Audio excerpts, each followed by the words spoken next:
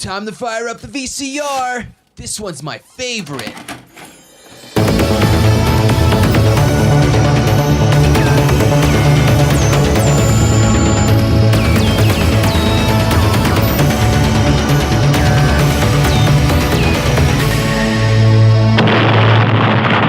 That was gold.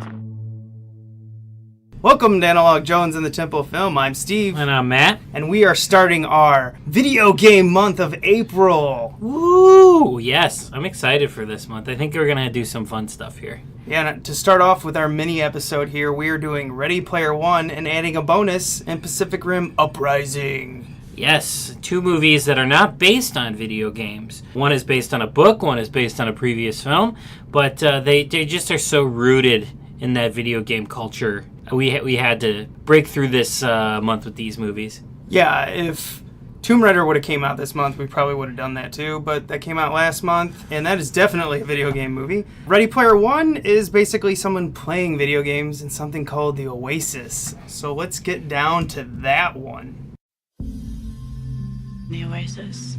It's about connecting with someone. Connecting with the world. But there's real life consequences. All right, everybody, hold on to something. You would risk everything to save the world. That's exactly why I think you'll win. Ready Player One, rated PG-13. Experience it in IMAX, March 29th. Let's go through the details of Ready Player One, and it is directed by someone pretty famous. He's done a few movies. Mr. Steven Spielberg, of course, right? Mr. Indiana Jones, Jaws, I don't know, so many, Schindler's List. Can't even go through all of his. It would take us an entire podcast. Yeah, this is the new Spielberg, so of course we were going to see it. I am unashamed to be a giant Spielberg fan. Yeah, Spielberg's done so much that I loved in my childhood. I'm a huge Spielberg fan too. Not as much recently, but that's mostly because I don't think he's doing as much when it comes to like children movie until we get this. I don't remember because I know he did the Tom Hanks newspaper movie. Yeah, he did the Tom Hanks newspaper movie. He did the Tom Hanks in Russia movie with Bridge of Spies. That's it. He hasn't done like a movie like this, like a big blockbuster, since Indiana Jones 4, I think they said. Because he did BFG, but that was like a little kids movie and that wasn't as big of a budget. So, and I actually missed that one. I never saw BFG. Neither did I. I want to. I'm sure it's adorable, but I just missed that one. But this is like the first like mega budget movie he's done since Indy 4. So very curious on how this will continue to be received and thought of in his filmography. Well, so far the first weekend's pretty good, around $41 million. And they had the extra day of opening Thursday, so I think they actually made more money than that when you take Thursday into account. So I think it's doing fine. I think it's doing good. Well, it's based on a novel by Irvis Klein, and Irvis Klein also worked on the screenplay along with Zach Penn. Yes, Zach Penn of the Incredible Hulk fame. And one of the X-Men movies. I don't remember which one. Well, this movie is starring Tye Sheridan, and I remember him as Scott Summers. He is Cyclops. Yeah. The new Cyclops. New Cyclops, yeah, in the shitty movies. This also has Olivia Cook, who I just saw in Thoroughbreds, and she was on Bates Motel. Great actress. Great young actress. Yeah, she had a good look to her in this one. Yeah, they made her, like, cool in this one. And I thought the chemistry between her and Tye Sheridan was pretty damn good. Yeah, they were fun to watch together. We have appearances by Mark Rylance, Simon Pegg, T.J. Miller. Well, T.J. Miller's the voice. Yeah. But, I mean, it looked like a motion capture. Like, it looked like his face in that all his that little, role. like, mannerisms. Yeah. And a great villain turn from Ben Mendelsohn, who delivers every movie he's in. Yeah, he's fantastic, and he's been used so much lately. Yes, thank God. You know, every time he shows up in something, I'm like, all right, he's going to be amazing. Yes, so getting into the actual story of this, it is a kid from Cleveland, and this movie takes place around 2020, 30 something, 50? I don't remember. I think 2045. 2045? Yeah, I know that's what it is. he's in Cleveland, and this is after the energy crisis and a bunch of other things. So everyone turns to the Oasis to get away from the shitty world they're surrounded in.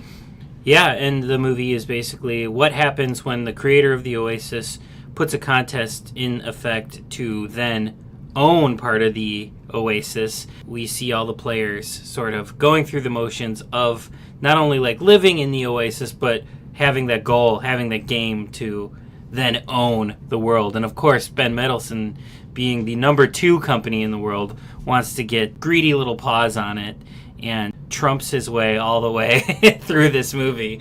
Starts as like an intern that doesn't know dick about the company or video games and that, and then he just is an asshole all the way up to the top. Yeah, basically. And it's up to Tye Sheridan and Olivia Cook to make sure that he doesn't get power. Yeah, the whole thing's based around finding 3 Easter eggs inside of it based off the creator's life and atmosphere, I guess, everything about him. And everyone's always looking up stuff on him, trying to figure it out. And basically, Tye Sheridan, which plays Wade, what was his name? It was kind of like a Peter Parker. Wade, yeah, it was a Wade something. Wade W. Wilson, yeah, or something like that. But he ends up being the one that finds the first Easter egg, and then they go through and find them all and save the day. Yeah, it's basically Ready Player One. Hopefully you've seen it. I mean, we're not really going to spoil anything. We didn't here. spoil anything. Like, I mean, it's a Spielberg adventure movie. It's all about the adventure. I wasn't a big fan of the trope of the evil corporation guy. I'll give it a little bit of slack. I get it was based off a novel. I don't know when that novel was written, but maybe that's just because I've watched so many movies now, and so many movies are defeating the evil corporation. Yeah, I think it makes sense for this, though, with the social commentary of the people not wanting to leave their houses and only using this digital world to escape, and nobody has real human interactions anymore.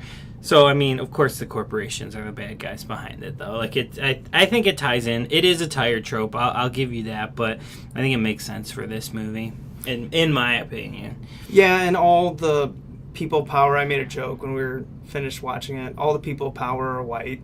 Yeah, I mean, I don't know if that was a conscious choice or if that's just because it's a Hollywood movie and they don't like to take chances on anything other than white people. But I mean, yeah, I don't know if that was a conscious decision or not, but it is what that is. I just think they're probably following the book and they went with bigger stars, and a lot of the bigger stars happen to be, well, white when it comes to the Western world. I don't know what the choice was there, but it was definitely another movie where all the white people are the ones in power. Yeah, and it is a nostalgia movie to the max, and I noticed most of the nostalgia was 70s, 80s, and 90s. I think as far up as they go is maybe Halo, yeah. That's probably that. So, I mean... Master Sergeants everywhere. Still, that's at least... Everything's 15 years old or older, basically. And yeah, we basically told you the plot of the movie. But really what the movie's about, it's all about nostalgia. That is what the movie's about. That's the gimmick they're selling. That's what the movie's all about. Mark Rylance's character is super into pop culture and the past and nostalgia himself. So he buries all these little nostalgic things in his game. And you can play as different characters. Like we see a character play as the Iron Giant. We see characters playing everywhere from Chucky to Spawn to... the Halo guys to anime characters King that I don't know. Kong. Kong. Was Jaws in there? I know Back to the Future's... the Back to the Future car's in there. The Akira DeLorean, bike. that's what I'm looking for. The Akira bike is in there. Mechagodzilla. You know, all kinds of stuff. Yes. That's what it's about. The Iron Giant. Yeah. Did you mention that? Yeah, Iron Giant is one of them. It's a total nostalgia trip, and it's a visual feast for the eyes. I think just when it comes down to it, I think my opinion is I enjoyed this movie. I didn't love it. I kind of almost instantly forgot it after I walked out of the theater type thing, but I liked it. I thought it was cute. Like I enjoyed it. Yeah, I didn't like it as much as you. I was a little bit harsher with it because just so much of it is like, well, I saw all this coming, and it's just so sappy when it comes to the nostalgia. Yeah. That I'm like, well... this is kind of just the same old thing regurgitated in a way, and I get it. It makes money. I'm just as many movies as we're watching now, I just kind of am feasting for more. Yeah, I mean, it was totally meaningless nostalgia. Like, it wasn't very meaty. It was like, oh, cool, like, look at all these characters that I love showing up in a movie again, but it didn't really have anything for us to, like, chew on. And, yeah, the story itself is just, like, fun and adventuresome, and, like, Spielberg does a lot of inventive shots in the digital world and does a lot of really cool camera tricks and things like that, and the effects, it's a very effects-heavy movie. The effects are great. Yes, they are. They look wonderful. There are some scenes in there for like a good chunk of 3-4 minutes. I remember just being like completely mesmerized by what they were doing. So that's why I'm saying, like, I didn't hate this movie. I just was a little harsh on the story. Now, when it comes to everything surrounding it, I thought that the composer, I forget the composer's name. It's Alan Silvestri that worked on this one. It was fantastic. Yeah. I don't typically come out of a movie remembering a soundtrack, but I was listening to it on my own, and it's really good. And when it comes to the animators, woo, they kicked ass. They are the stars of this. Yeah, going back to the score, it was fun to hear Silvestri pull also like a little bit of Back to the Future. Like, he uses some of that score in this score. He uses some of the Amazing Stories score in this score. It was like fun to hear the little like audio callbacks as well as all the visual callbacks we were getting. But besides the sort of nostalgic and callbacky score, the regular score, just like the movie score itself, is really fun. It's really great. I'd say my like kind of review of the movie is like the first 45 minutes were a little hard for me to get through because it was so much at once visually. Like, you get thrown into the world of the Oasis within the first 5 minutes, and we get chase scene after chase scene, or like, you know, race scene after race scene. My brain felt shook for like the first 45 minutes. It was so much. And then after that first 45 minutes, and it's a 2.5 hour movie, by the way. After the first 45 minutes, then we pull back and we get some human stuff, and that was a nice like sort of break for my brain to like be in the real world for a little while. And then we kind of go back and forth, and I really like that. And I really think once we get to the human stuff at that 45-minute mark, Spielberg really kicks into like Spielbergian mode, where like, you know, you're on this adventure with the kids, and then you meet the group, and then the group has an adventure and a goal. You know, the bad guys, they keep getting worse and worse and worse, and they keep getting into situations where you never think they're going to get out of it, which is just like the Spielberg like mastery. Every time one goal is achieved, a new problem is made, and that's something he always does in his movies. It's so fun to watch, though. Yeah, I didn't feel much tension in this film, but I will admit the jumping from problem to problem was good enough to get a movie that's 2.5 hours long going for the most part, because when I initially saw that it was like 140 something minutes, I was like, oh no. I never felt it. I never checked my phone once.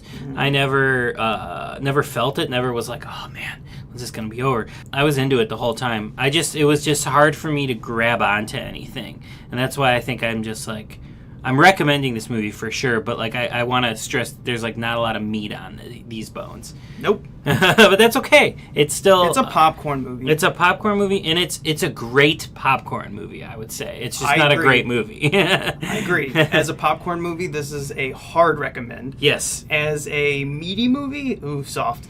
Yeah, I still like it. I think you guys will like it for sure. Hopefully you've either read it or you've seen the movie by now that you're listening to us. We haven't read it because we don't read. We don't read. We just see the movies. That's always the case for us. Tell you what we think. Yeah, exactly. All right, ready to move on to Pacific Rim Uprising. Yeah, let's do it. My father sacrificed himself to help save the world. I'm back. This is your chance to make things right. I'm gonna make my dad proud. It doesn't matter where you came from. This is our time to make a difference. Fire everything you got! Rated PG-13. Well, here we are, Pacific Rim Uprising, the sequel that no one in North America was looking for, but we sure do know China was. Yeah, and apparently it already made its money back, its budget back, because of the international screenings or whatever, the international sales. It's doing okay in North America, but it's making its money, and it's out. Nobody necessarily asked for it, but we got it. It's directed by Stephen, DeKnight? Yeah, and Stephen DeKnight hasn't done much. He was the original showrunner for Daredevil. And he did Spartacus. Yes, and Spartacus. Now, I saw Spartacus the first season, which is actually really good. But then the main star died, and I think they ended up doing a prequel. I don't know. I didn't watch it. I was done after that. Yeah, I never watched that show. It was during the time period when I had Showtime. Yeah, yeah. I don't have that no more.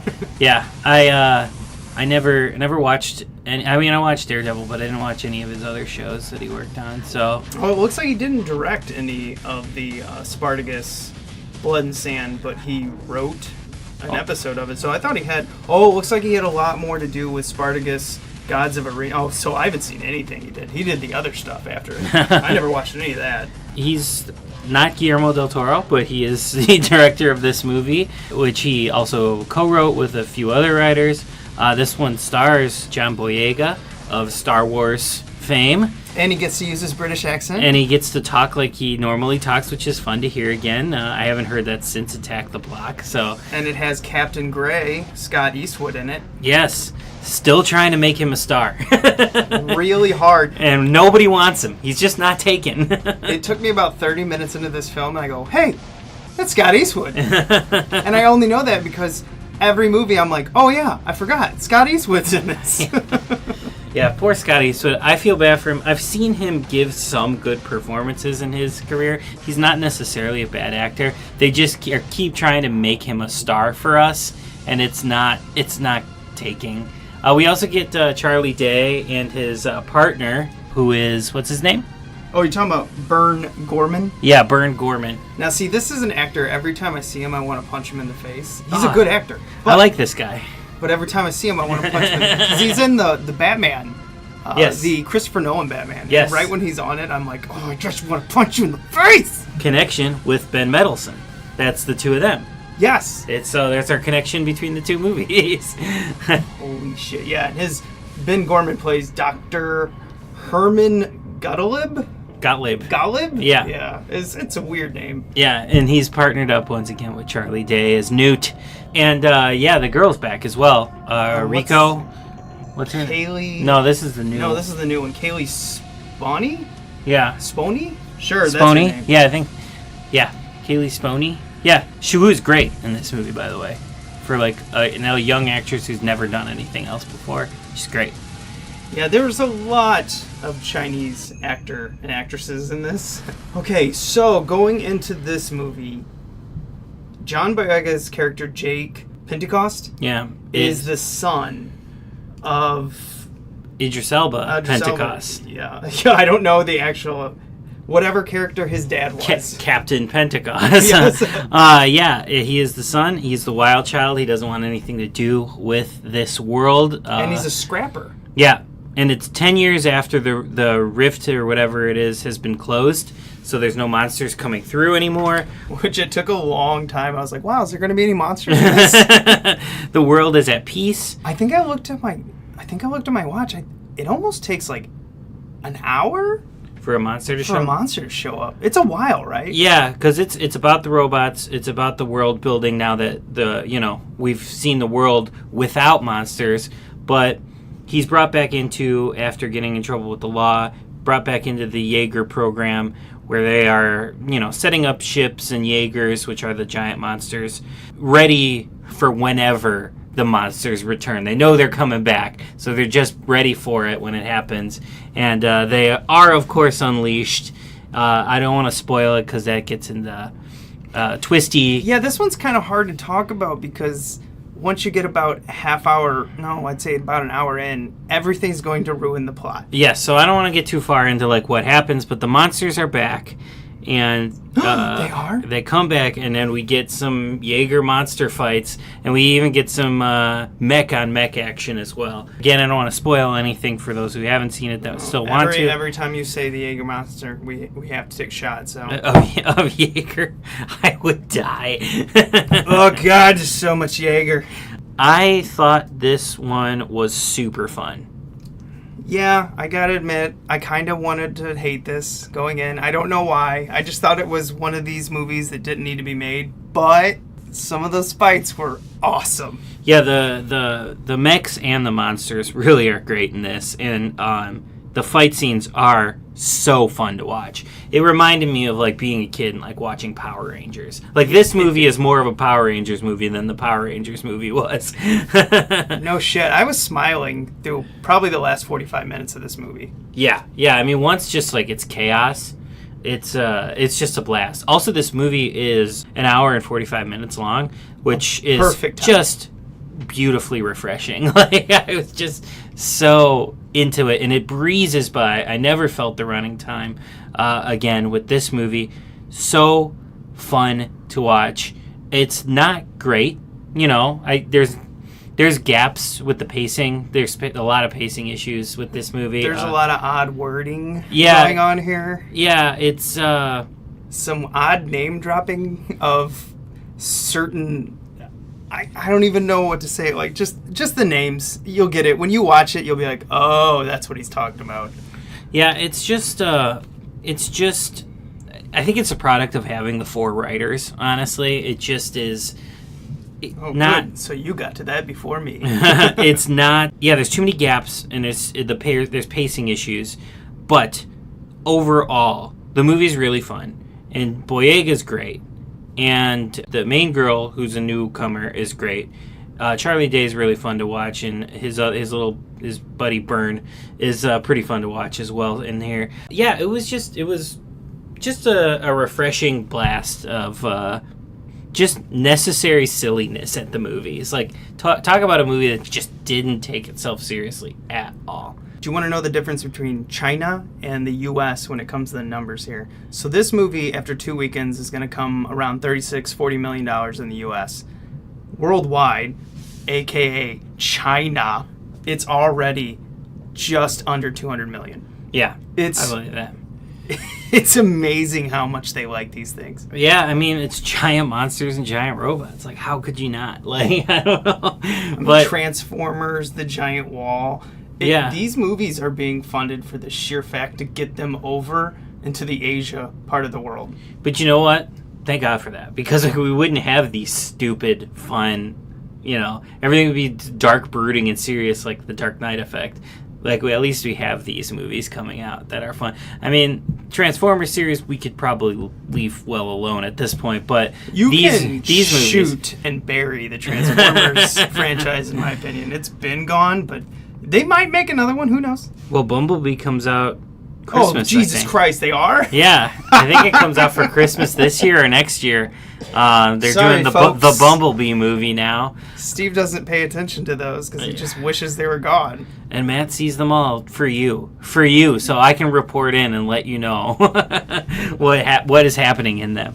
So I will probably see Bumblebee. But nevertheless, this movie is a blast. It was really fun to watch.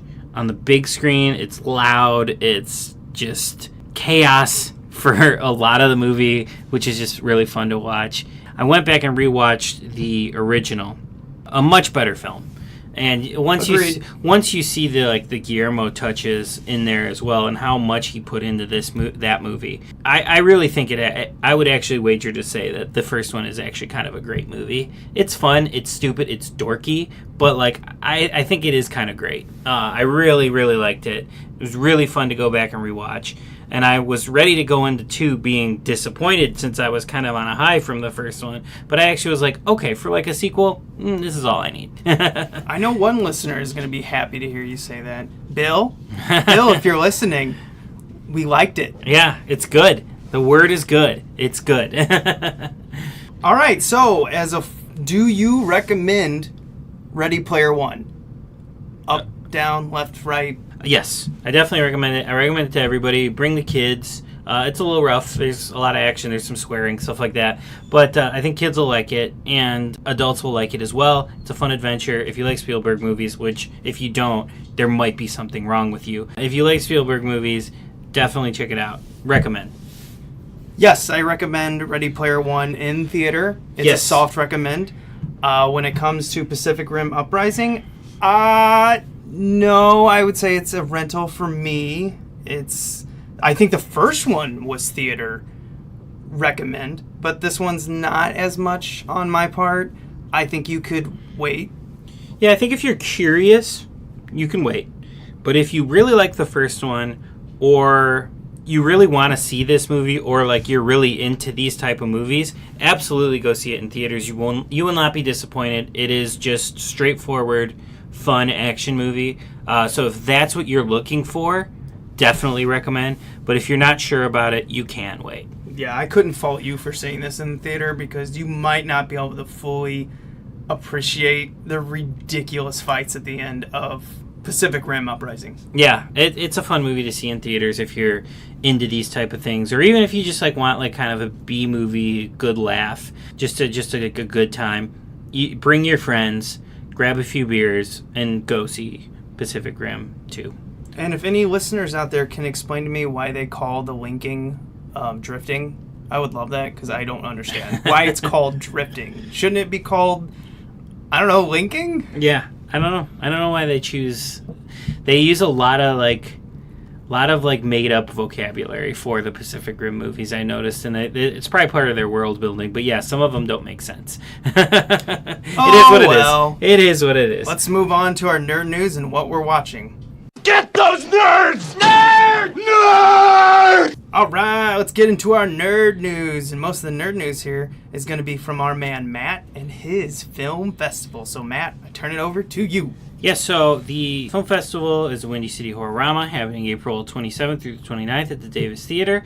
I've given this pitch on this show many times before. Keep doing it. But I want you guys to come out to this, especially if you're in Chicago. And if you're nearby, I think it's going to be worth driving it coming in for as well. So I highly, highly, highly recommend you come to this if you're a nerd, if you listen to the show, if you like nostalgia.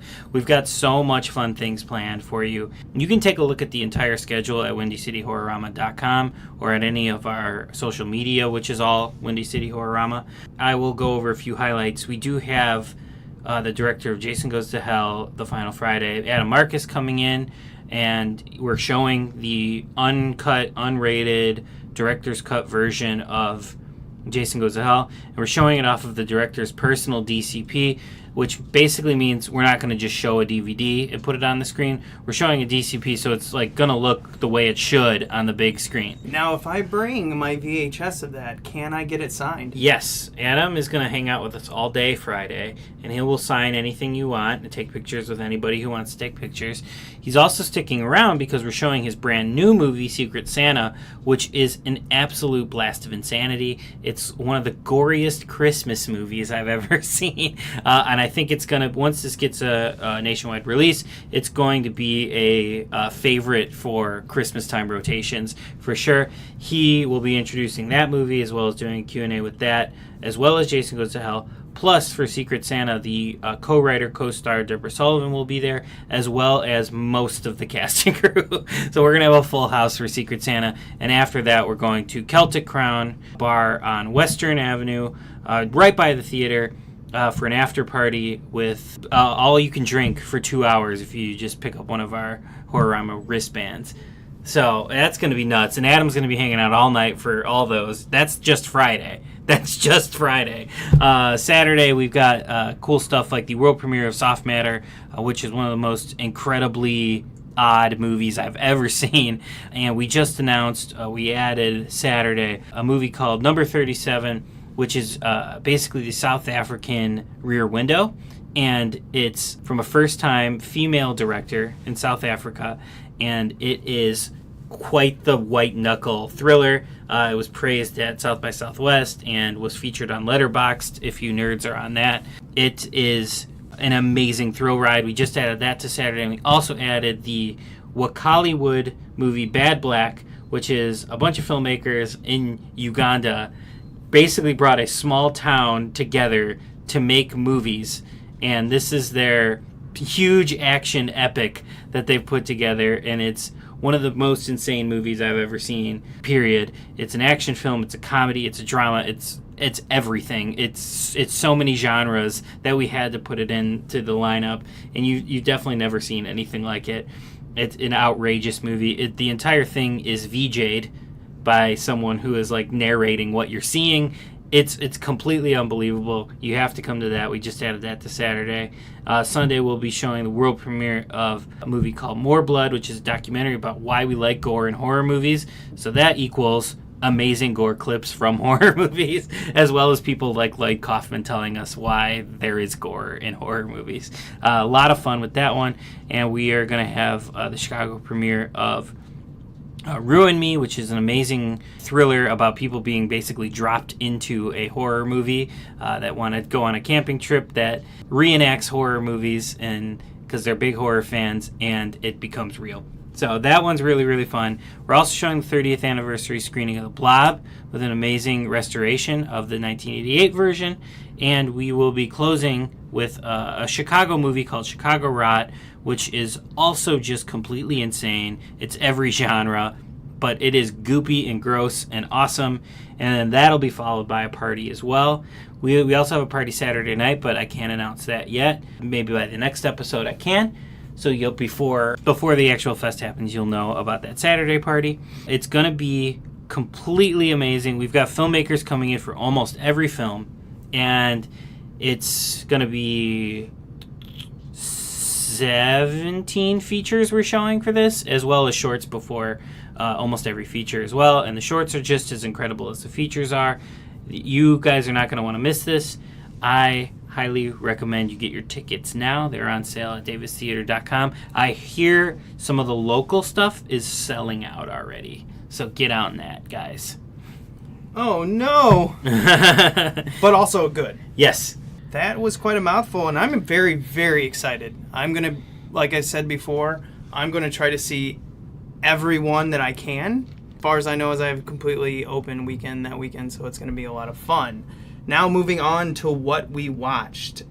Since it is Easter, I watched, I guess you could say, kind of like a zombie thing. Jesus zombie here. I watched Santa Clara Diet Season 2, and I still can't figure out if I like this show or not.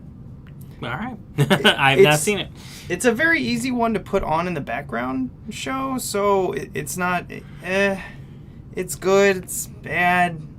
Some of the jokes are lame as hell, but I have watched both of them and kind of looking forward to the third one, so I guess I like it, but I don't love it by any means. So, it's a soft recommend. I don't know. If you got Netflix, you can put it on in the background. I usually do that while I'm doing something else, like folding my laundry.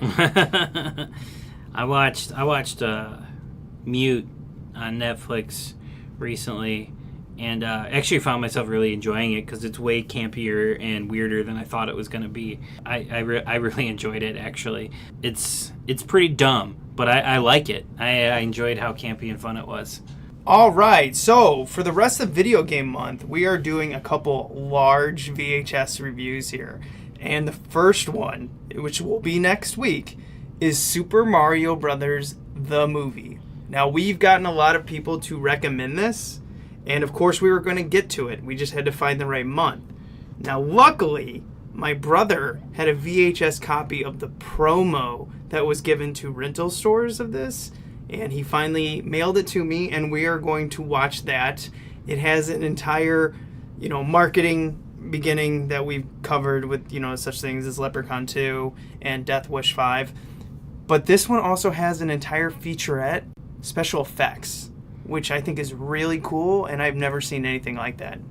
Nice. Yeah, I'm excited to watch that. I've seen the movie 100 times. It was one of my childhood favorites, and I've seen it a bunch, so I'm very excited to see. I've never seen any behind the scenes on the movie, so I'm very excited to see that, as well as I love, one of my favorite things in the world are the marketing things that they put in front of these promo tapes. Like, no joke, I live for these things, so I'm very excited to watch that, as well as the movie and the behind the scenes featurette. So. Then the weekend after that, we'll be covering Rampage with The Rock. Yes, that's going to be our 420 episode. It sure will. I will be stoned for that one.